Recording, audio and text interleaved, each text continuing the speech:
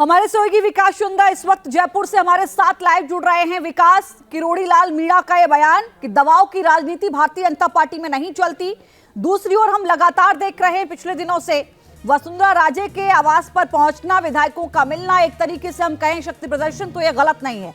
क्योंकि फिलहाल आप वहां पर हैं, हलचल क्या नजर आ रही है आपको, क्या समीकरण बनते हुए नजर आ रहे हैं?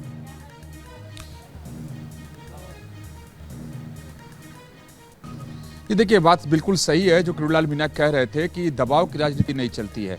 और खास तौर पर जब से बीजेपी में मोदी के युग की शुरुआत हुई है तो इसमें दबाव नहीं चल सकता है। पहले भी नहीं चलता था। और जो नेता अपनी शक्ति दिखाने की कोशिश करता है बीजेपी में, फिर वो या तो दरकिनार हो जाता है या पार्टी से बाहर हो जाता है और फिर वो पार्टी में घूम करके आता है। या वो एग्जाम्पल भी हम लोगों के सामने, चाहे वो बाबूलाल मरांडी हो, चाहे कल्याण सिंह हो, उमा भारती जैसी नेता हो, इन तीनों लोगों को पार्टी से बाहर जाना पड़ा था और फिर वो लोग घूम करके आए थे, यानी पुनर्मुसी को भवा हो गए थे।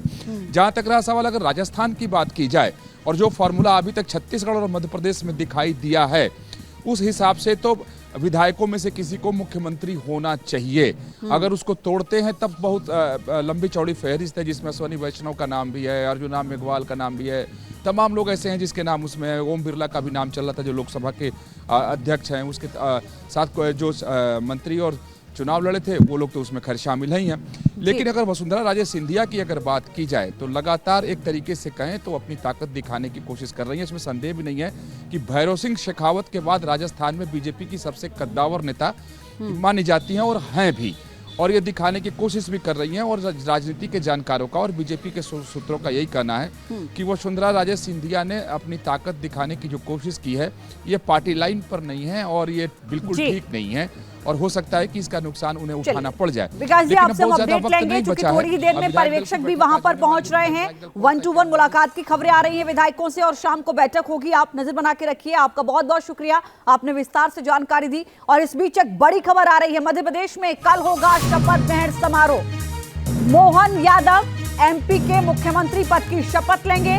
कल का दिन नया मुख्यमंत्री मध्य प्रदेश को आधिकारिक तौर पर मिलेगा। समारोह में पीएम मोदी और अमित शाह भी शामिल हो सकते हैं। बीजेपी शासित राज्यों के मुख्यमंत्री भी शामिल होंगे। ये बड़ी खबर इस वक्त आपको बता दें, कल मध्य प्रदेश में मुख्यमंत्री पद की शपथ ग्रहण करेंगे मोहन यादव। एक और बड़ी खबर आ रही है, एमपी में इस बार 2 डिप्टी सीएम हो सकते हैं। 2 डिप्टी सीएम और 10 मंत्री भी बनाए जा सकते हैं। यानी कल जब शपथ ग्रहण समारोह होगा तो उसमें मुख्यमंत्री के साथ साथ 2 डिप्टी सीएम भी शपथ ले सकते हैं, 10 मंत्री भी बनाए जा सकते हैं।